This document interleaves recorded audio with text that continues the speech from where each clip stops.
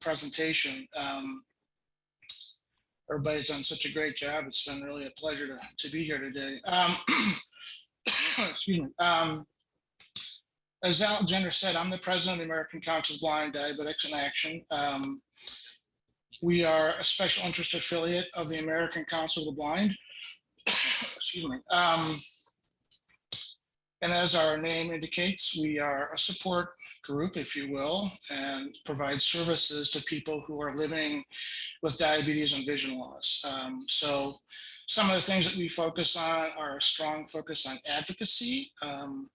And I would, if I could, Alexander and Andy, take a point of personal privilege. Aaron, from the ADA, we would love to regroup with you from ACB. I know you've started those conversations. We'd like to restart them. So anyway,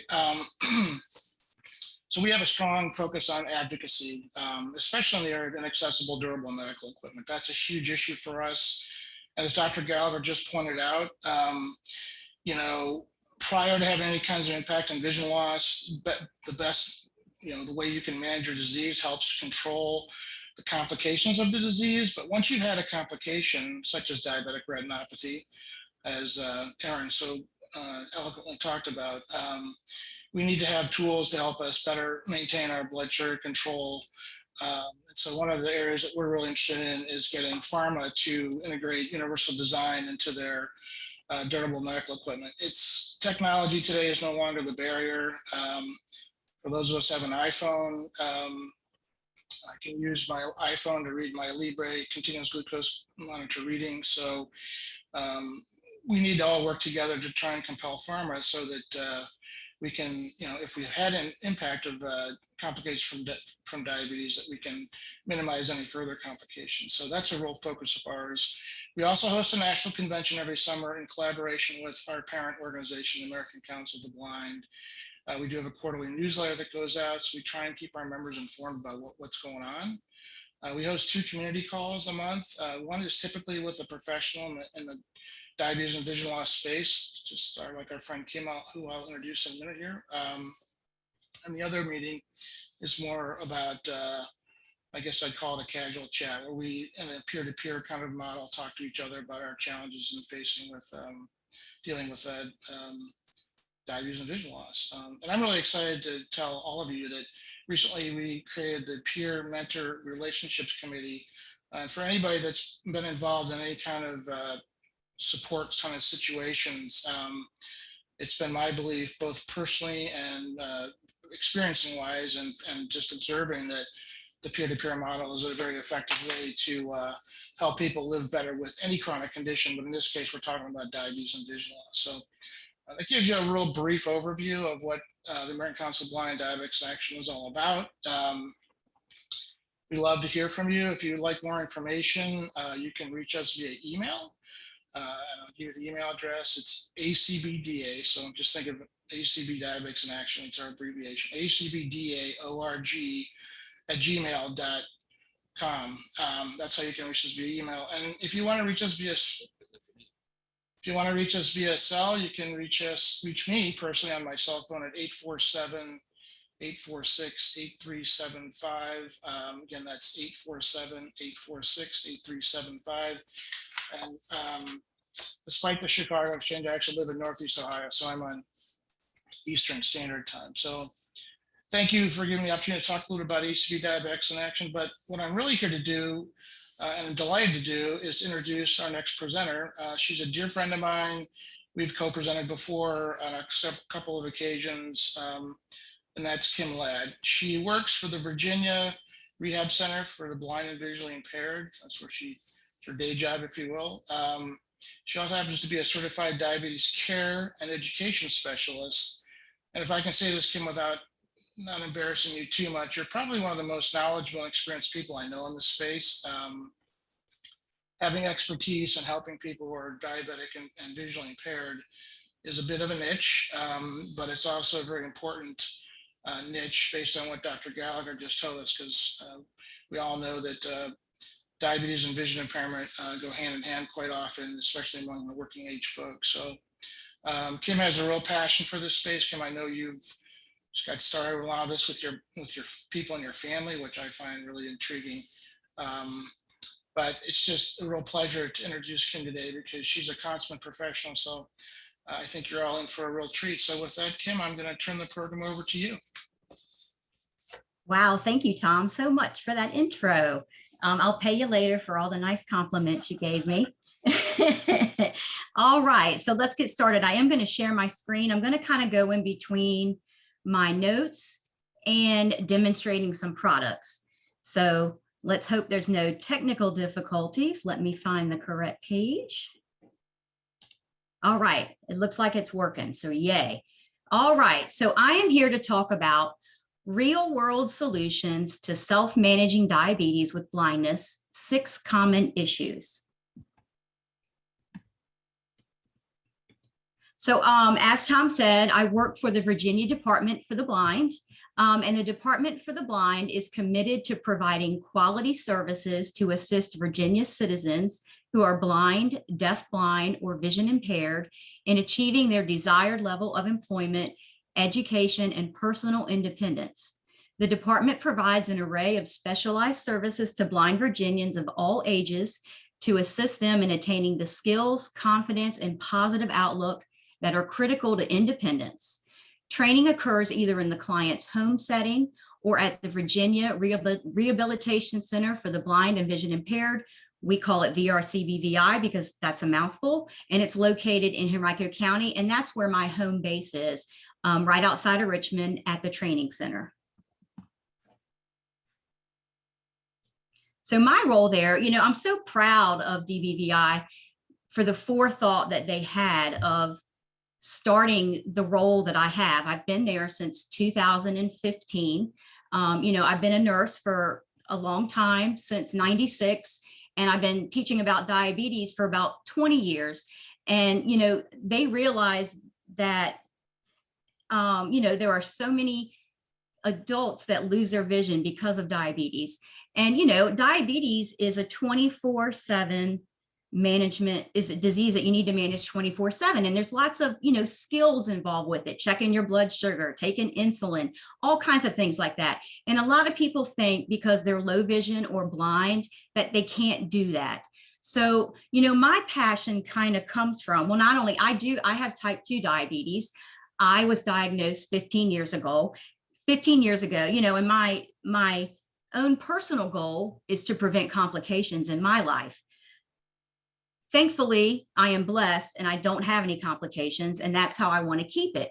So, I share my passion with people about managing diabetes and the importance of it to prevent complications, but I also work to eliminate excuses for not taking care of chronic diseases. So basically, my role with the department is I work with our clients to empower them to manage all aspects of their chronic diseases independently. Now, that can be any chronic disease, but diabetes is my specialty. And this is done by utilizing accessibility devices and technology, tapping into accessibility resources, and also, using good old problem solving, organization, and advocacy skills. So the visits that I provide are intermittent, and they occur either in the client's home or at the training center in Richmond. So I am the only person in my role in Virginia, and I cover the whole state, which, is difficult sometimes. Virginia is a really long state, and it's about like 18 hours from the Eastern Shore to the far southwest side. Thankfully, I don't have to go far out a whole lot, especially during the pandemic. I've kind of learned how to do more things, video calls or via Zoom, or just to have a phone call that I'm able to give precise instructions for someone to help them with things. So let's just go ahead and get started. All right, so like I said, what I'm going to talk about is kind of share my experiences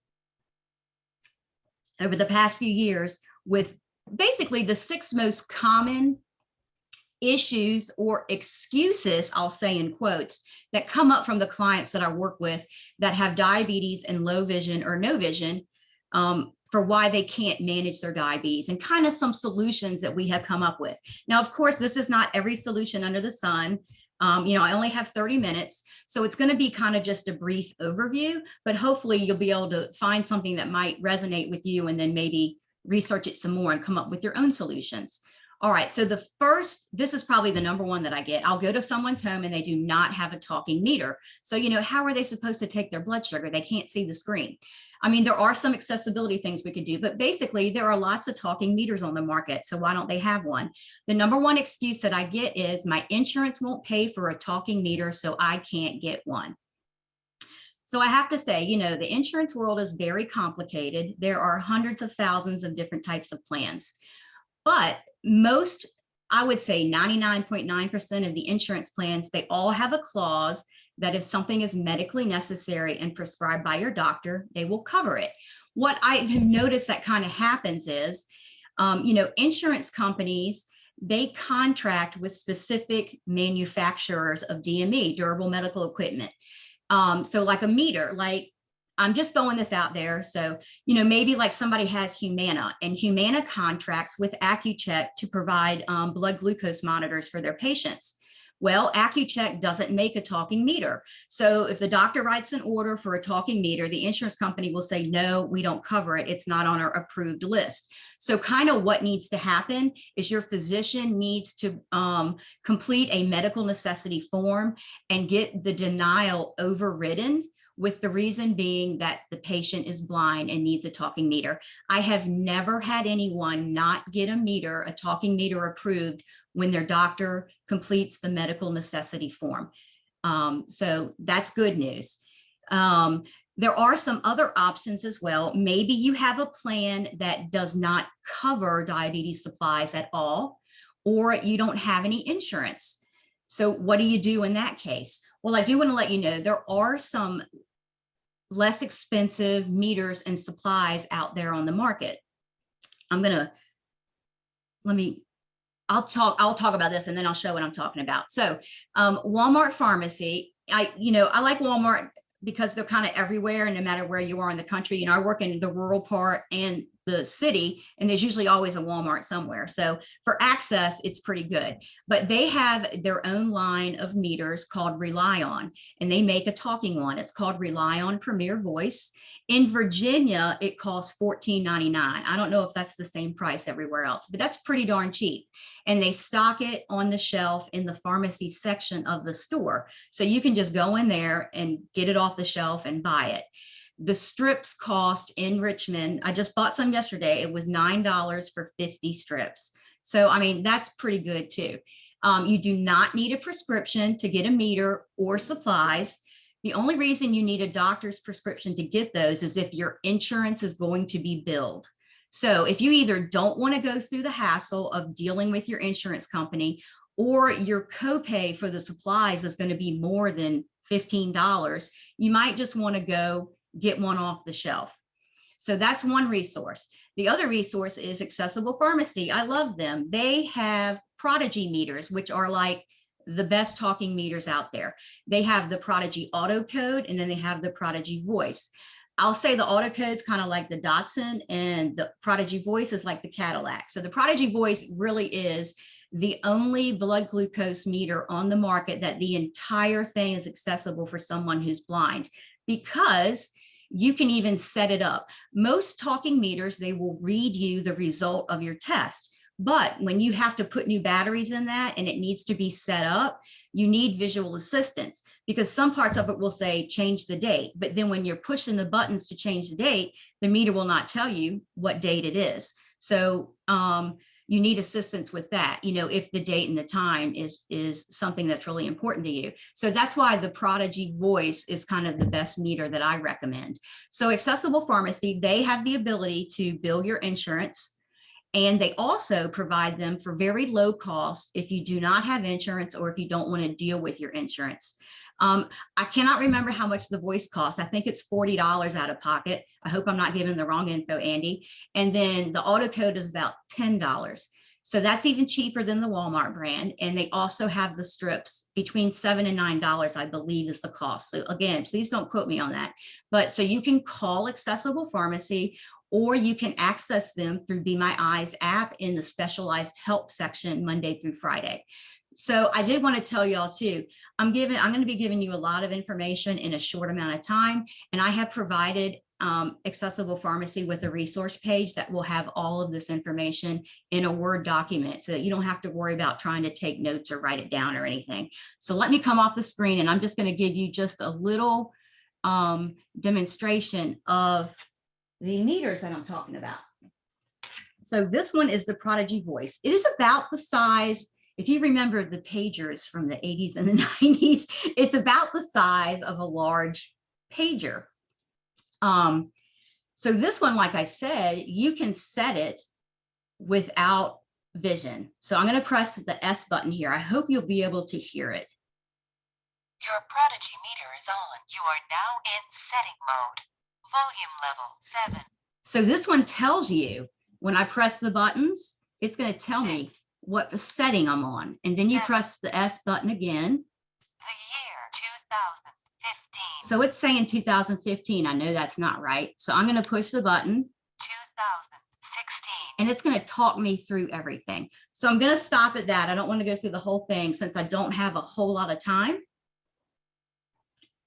But I wanted to show you what I meant by the only fully accessible meter. The good thing about these meters is, here, let me get the other one out. This is the Prodigy Auto Code, which is also a good meter, but you do need some assistance with setting it because it will not tell you what you're setting it to. But I'm going to skip through the setting mode real fast. This one is kind of difficult because where the batteries are, there's a button. It's underneath the battery cover, and you have to press that button to scroll through the settings. I'm not going to set it. I'm going to get through because I want to kind of show you what the meter does. Okay, so all talking meters kind of work the same way. You don't even have to push a power button. Actually, most meters do that anyway, talking or not. You just put a strip in the machine.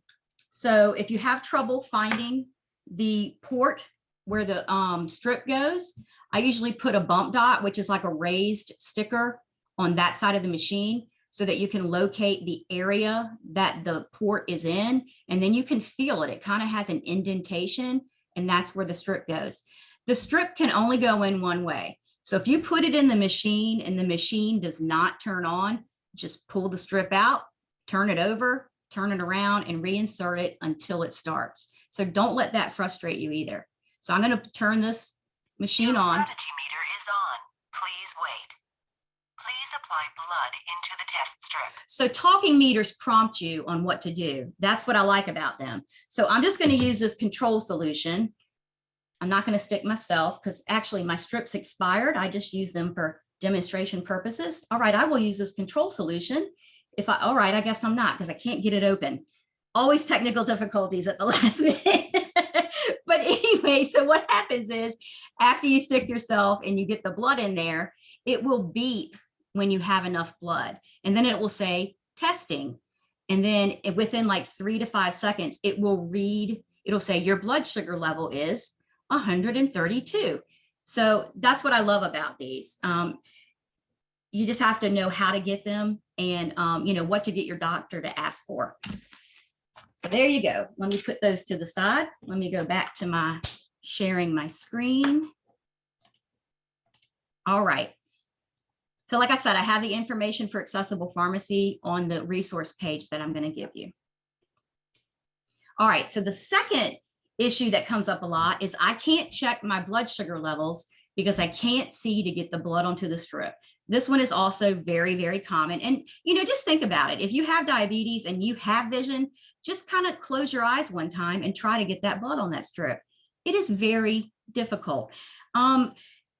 Sometimes you can use, you know, well, I stuck myself, so it's hurting. So I know the general area, but a lot of people have neuropathy and they can't feel the ends of their fingertips.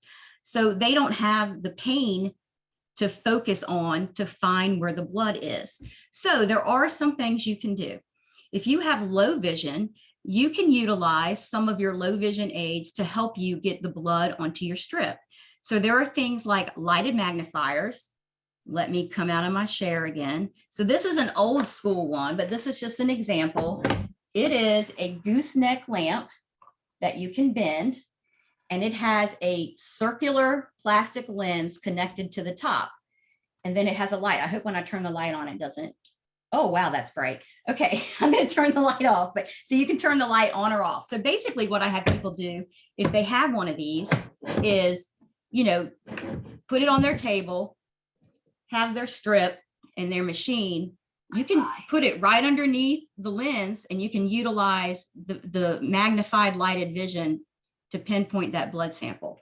So that can help a lot of people if they have a lighted magnifier. Some other things that you can do is use CCTVs, which, are they're digital now, which are really cool, which is a big TV that kind of has a base to it and it has some controls on it and it magnifies what you're doing. So, I usually get people put a paper towel down on the base of the machine and just perform that, getting the blood on the strip underneath the screen so that you can see it on the screen. Another one is you can use a handheld magnifier. I just have a link to one called the Ruby, just because I see that one a lot. Freedom Scientific makes this one. It's a handheld magnifier. That's like the size of a cell phone. Some of them are a little bit bigger, and you can prop them. Sometimes I actually have to make my own prop for them because they do have a little lever on it that will prop it up, but it doesn't quite always give you the right angle that you need because you have to get both hands underneath the screen. So I've actually used staplers or anything I can get to prop that up to the right angle to help that person use the magnification from the handheld magnifier. So, there's no right or wrong answer. Whatever tools you have that will help you, use them, even if that's not what it was meant to be for. But I do have one other thing. I kind of developed this method. I call it the thumb guide method. I know, real classy there. I need to come up with a better name. It's not real, it's not real catchy, but so this is a method that helps to not only milk your fingertip by applying slight pressure to the finger pad, but it also gives you a greater chance of having a blood sample large enough to test. And it also provides a landmark and smaller surface area to explore with your test strip, which increases your chances of locating the blood sample. Because remember, like I said, some people with neuropathy, they can't even feel the location of where they stuck themselves.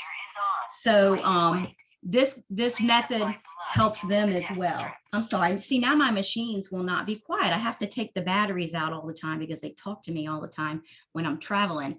But I'll briefly go over this method. It is included on the resource page. So, because it takes a little practice. It's 11 steps. Basically, you gather all of your needed diabetes supplies. So, you have your meter, you have your lancing device, you have your strips. Wash your hands, prepare your lancing device. Either, you have one that has a pin that you put a needle in, or I like safety lancets, which are a one-piece system, less likelihood of an incidental stick and easier to use in my opinion. So let me come off of my share screening so I can demonstrate this. All right, so here's my safety lancet. It's a one piece. So basically what you're going to do is you're going to choose the finger you're going to stick. So I'm going to choose the ring finger of my left hand. I'm going to move this camera down so you can kind of see what I'm doing. So I'm going to take my thumb of my left hand and I'm going to apply pressure to my fingertip. And I'm going to leave my thumb in place. So I need to have everything ready before I put my thumb in place. So I already have my strip in my machine and it's ready to go. And I have my lancing device ready to go. So rest your hand on a table so your hand stays steady. You're going to follow your thumb down to your fingertip. That's your guide. And then you're going to prick yourself. Okay. And then I'm going to put my lancet down and I'm going to pick up my meter with the strip, hold it like you're going to throw an arrow. And then also put that strip on your thumb and guide it down until you get to your finger pad, and then hold it in place for a couple seconds. If the machine doesn't beep, meaning that you got blood, pick it up a little bit and move it over a little bit more and place it down on the pad. Hold it in place for a few seconds. So you do that, the last two steps as many times as you need to until you get that blood onto that strip. It's not foolproof. Like any good skill, it takes practice. But I had so many clients that I mean, I remember one lady in particular, she had type 1 diabetes. She had to check her blood sugar 4 times a day. She did have a talking meter, but she had absolutely no vision. She was going through 15 to 20 strips each time she had to check her blood sugar level. So here's the catch. Insurance only paid for 100 strips a month. So you can do the math and figure out how many days she actually could check her blood sugar level. So it's completely unsafe. So I taught her this method, and she practiced and practiced, and she got it down to 3 strips. So, I mean, that is a huge savings for her, and she's safer managing her diabetes. So give it a try, give it the good old college try, and see if it works for you. All right, moving on. The third common issue, I'm too scared to draw up my insulin because I can't see it. I get this one a whole lot too, and it is scary. I mean, I have vision. Currently, I do not take insulin, but, being a nurse, I gave people insulin injections for years. These syringes are tiny, and the writing on them is tiny. So you have numbers, and then you have these little dash marks in between, and you're supposed to pull this plunger back. You're supposed to pull this plunger back and get it exactly on that dash mark of what you want to inject. It's very, very difficult. So here's some problem solving solutions for that. One is always try to get insulin pens. You get your doctor to order them.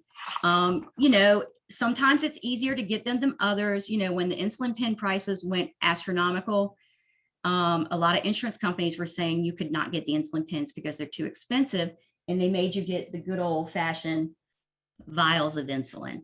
But try to get it overridden again with a medical necessity form if you need to be on insulin. The reason I like these for people with low vision is because you can hear them click. I'm going to click it, and I hope you can hear it.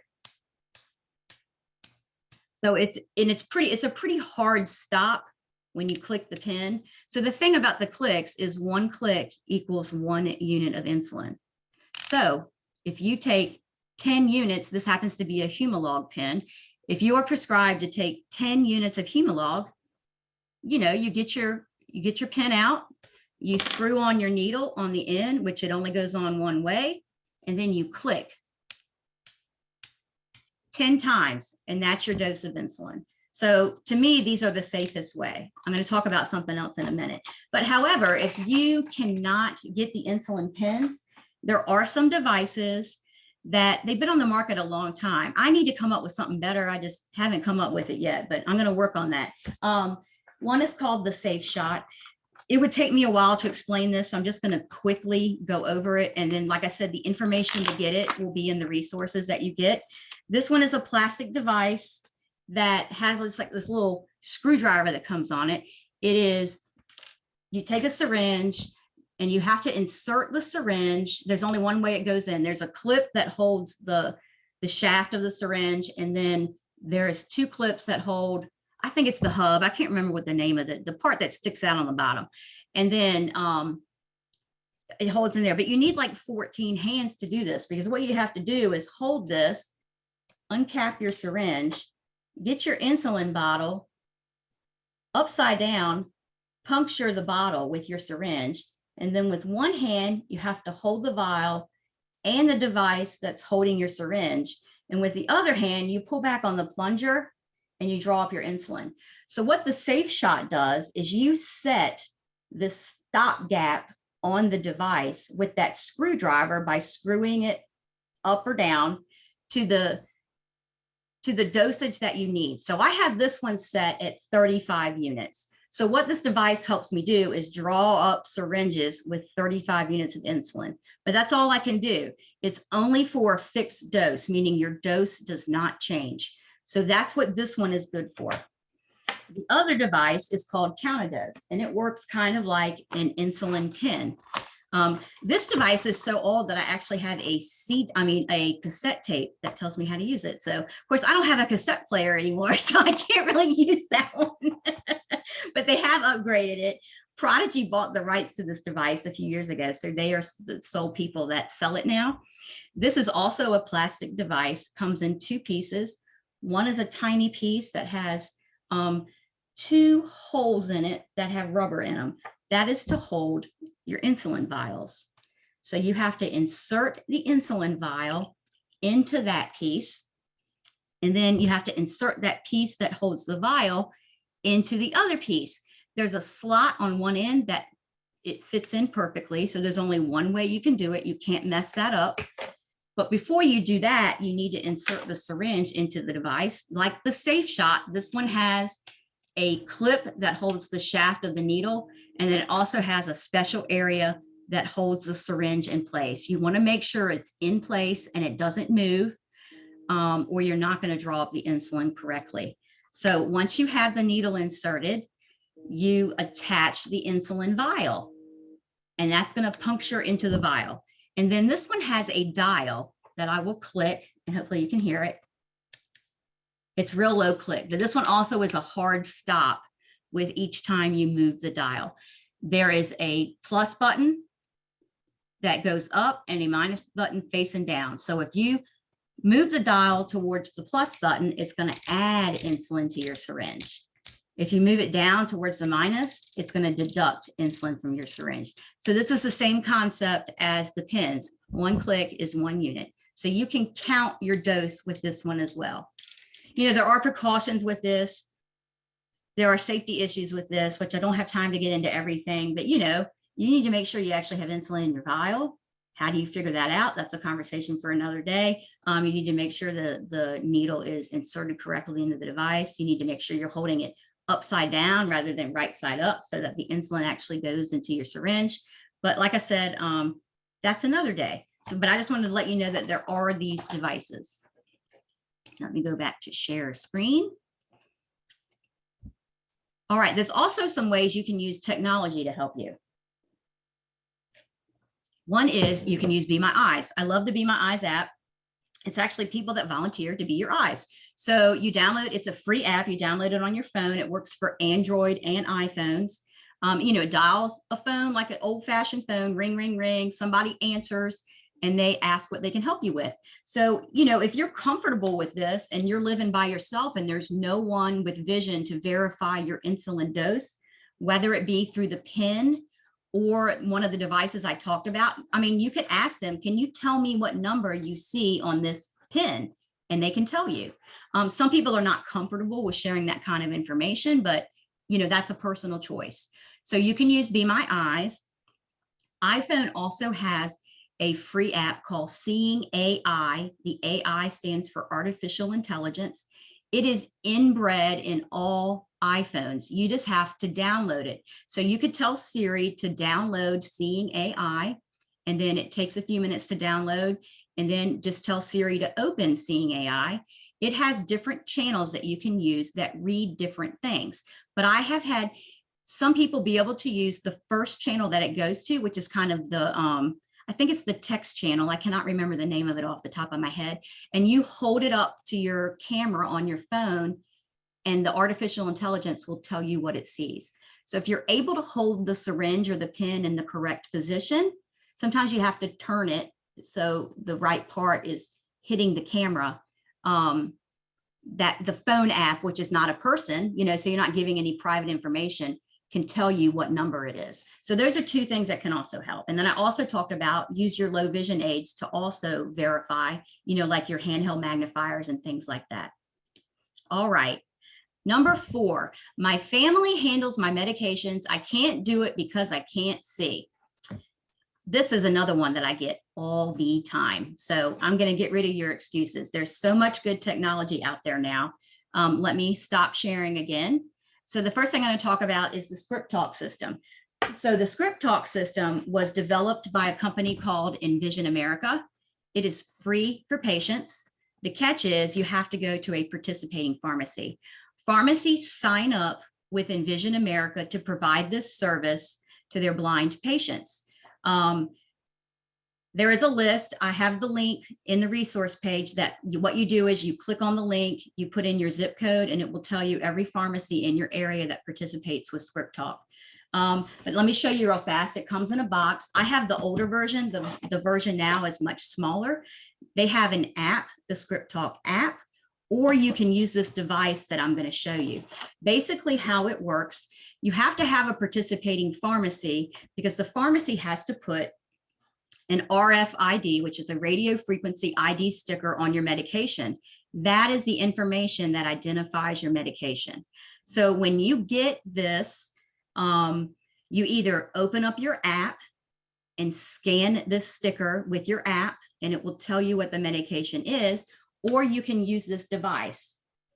Now, I have had a lot of clients with deaf blindness, and most of them have been able to use this device. There's an area to put headphones in, and you can change the speed of the voice. Unfortunately, you can't change the tone of the voice, and that's the thing that some people have difficulty with hearing impairments.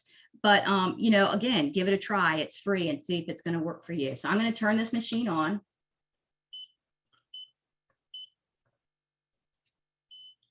ScriptTalk station ready. So the machine talks to you. It beeps. That's to let you know to put your medicine on there. There's bump dots on the top of this machine.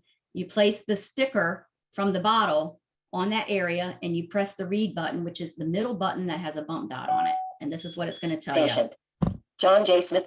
Medication. Amoxicillin, 250 milligram capsule. Instructions. Take 1 capsule 3 times daily. Quantity. All right, I'm going to stop it because it literally tells you causes constipation, don't operate heavy machinery. You know, it goes through the whole list of everything, tells you the refill number, how to order a refill. You can stop it once you get the information you want. So that's what I love about this. The pharmacist puts it on. It's the safest identification method. You do not need any vision to use this device. All right, so there's that one. There's a few others. CVS just started Spoken RX, which basically is kind of the same system as the ScriptTalk, but they have their proprietary app that will read the RFID stickers, or they will give you a device to use, which I believe is the ScriptTalk system.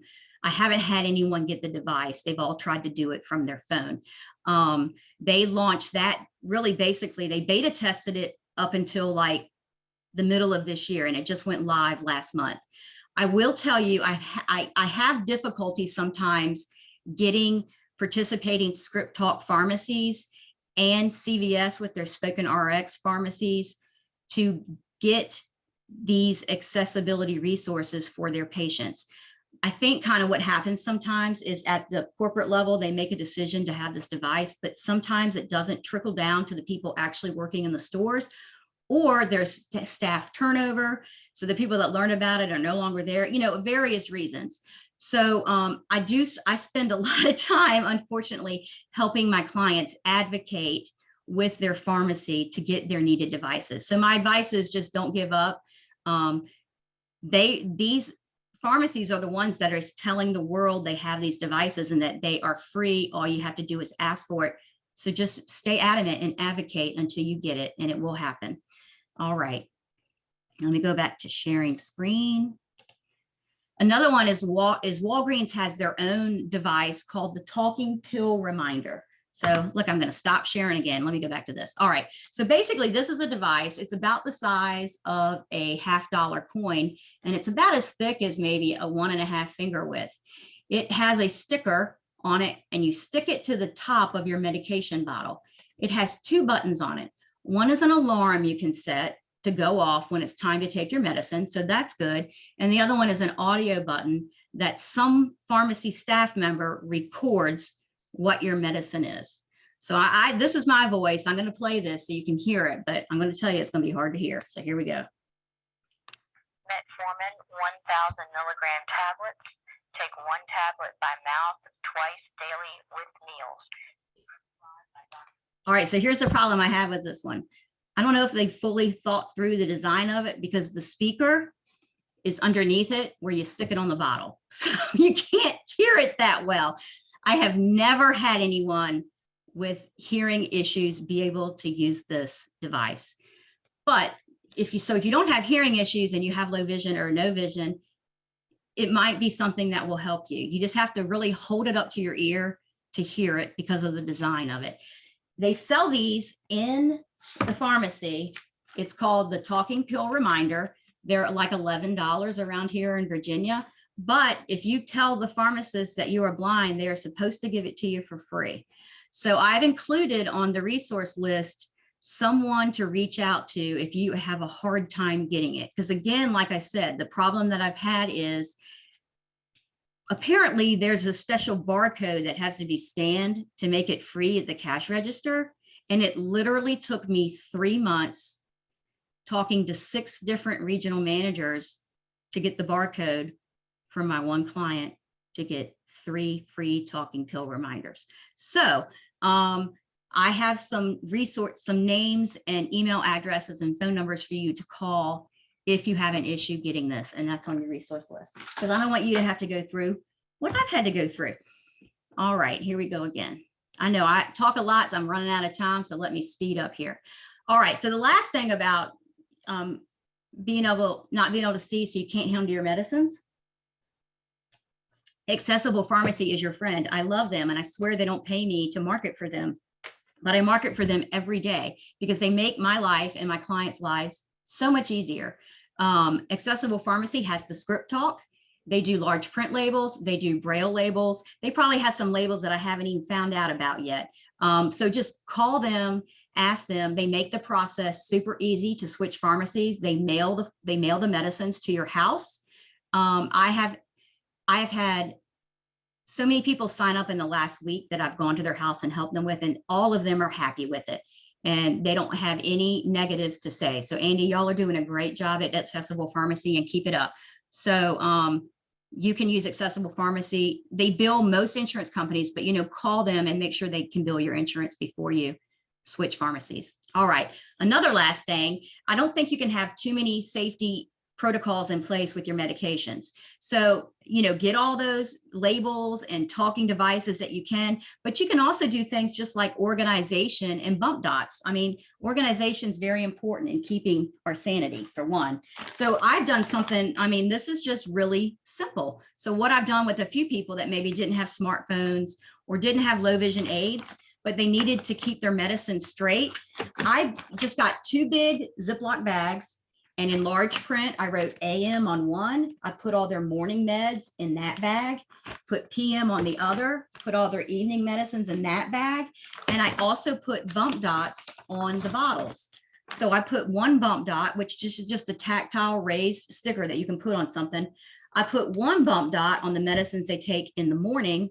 And then I put 2 bump dots on the medicines they take in the evening, so that they might not know what they're taking, but at least they know they're taking the medicine at the correct time. So,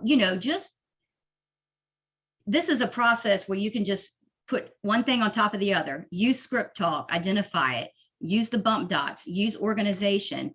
Like I said, you cannot be too safe with taking your medications. So there's that. Let me go back to sharing. I'm getting my exercise doing this today. All right. So the 5th kind of issue that I come across is low carbohydrate foods are expensive. I am on a fixed income. What am I supposed to do? So here's just a few tips, because I'm really glad we have someone that's going to talk about nutrition either today or next week. So be sure to listen to that one. But these are just some tips to help with expenses. First thing is research the carbohydrate content in foods so that you can make your bang worth the buck. If you're going to spend money on food, you want it to be on the food that's the best for you, so that you're not wasting money on something that is not good for you. One of the apps that I like, it's a website and an app, and it is accessible with voiceover and talkback, is Calorie King. It's calorieking.com. And basically you can put in any food. They have a list of restaurant foods, packaged food, any food that's, like fruits and vegetables that's not in a package. You can put in there like a medium apple, and it will come up and it will tell you how many carbs is in it, so that you can make a smarter choice about what you're going to spend your money on. The second tip I have is, shop for low price, low carbohydrate foods. So staple foods, things like tuna. Chicken seems to be the cheapest meat, at least in these parts around here. And it's a healthier choice. So chicken is a good one. Eggs, cheese, peanut butter, whole grain bread. Frozen vegetables tend to be cheaper than canned, plus they're healthier because they don't have all the sodium in them. Plus I like it because you can portion size them, and you're not wasting food. Sometimes if I eat if I cook a canned vegetable and I don't eat the whole thing, I put it in my fridge and I forget about it and end up having to throw it out because it becomes a science experiment. So I love frozen vegetables because you can portion out what you're going to eat for that meal and then put the rest back in the freezer. So that ends up saving you money. And then other things like popcorn, which is a pretty inexpensive food. Of course, buy generic instead of name brands. Buy in bulk if possible and freeze it or store it properly in your pantry. And another thing is portion control with high carb foods. Not only will that save you money because you're eating less, but it also will help keep your blood sugar levels down if you eat a smaller amount of a high carb food. All right, last one, because I know I'm running out of time. Number 6, my doctor said I need to exercise, but I cannot go to a gym. It's too expensive and I can't see. So here's a few tips. Do what I call exercise snacks at home. They add up to a meal. This is what I mean by that. Not that you have to, put on a video and do aerobics for an hour. Even if you're at home, if you're watching TV or listening to something you want to listen to, if they do a commercial or every 5 minutes, get up, stand up and walk in place. Do that for a couple minutes. What I tend to do is if I'm being lazy and I'm a couch potato one day, I still make myself during commercials, I stand up and I move. And then I sit back down and go back to my laziness. But, that's called an exercise snack. The main thing is we just want you to move. Not moving is what complicates diabetes and other chronic diseases. So you need to move as much as possible. Hold on to furniture if you need to, you can do some squats or anything you can do at home, do it safely. But you don't have to do it all in one time period. You can stretch the exercise snacks up throughout the day. You can also do things like you can use canned goods or empty milk cartons filled with water as weights. So you don't even have to go out and buy weights. You can use what's in your home. I have these big cans of green beans and potatoes. I use those as weights sometimes, or like the milk cartons, just make sure you screw that top on so that water doesn't, or you get a bath at the same time. It might be good. Okay, another tip is there is some audio assisted yoga videos that are free on YouTube, and I have those on your resource list. It is a lady who has low vision, and she is an exercise enthusiast, and I think she's a personal trainer as well. And she has 4 different audio assisted yoga sessions. There's also free exercise apps that you can download on your phone. You can just go on your Play Store or whatever the iPhone one is. I'm sorry, I can't think of it. And just, put in exercise apps. And there's lots of free ones out there. You can also ask your insurance company if they pay for exercise classes and provide transportation. A lot of the Medicare C plans, which are Medicare C and Medicaid HMO plans, they're called different in every state, but a lot of those plans have an exercise benefit. You might have heard it like Silver Sneakers is one. There's different names, but call your case manager with your insurance company and ask them if they either provide a gym membership at a discount or they have free exercise classes. And they usually also provide transportation. So if you have that, there goes your excuse for that one. All right. So this is a list of accessible exercise videos for at home that require no equipment. So that's on your resource list. And then I just want to leave you with these closing thoughts. Do not let blindness be an excuse for not caring for your health. Use the resources that I talked about today. Find some new resources that work for you. Reach out to and join blindness peer groups. The American Council of the Blind has some, and I have their link to theirs on that resource page. The National Federation of the Blind has some, and I have that link.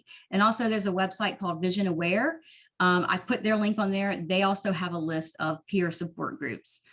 We also have, there's tons of virtual training videos on the Virginia Department for the Blind Facebook page. So I have the link for that. I have done quite a few on different aspects of caring for your health with blindness. And there's also tons about cooking and walking with a cane and just really anything you can think of, Braille, all kinds of stuff. So check us out on there. And then lastly, believe in yourself. You can do it. Don't let blindness be an excuse. That's all I have. Sorry if I went over.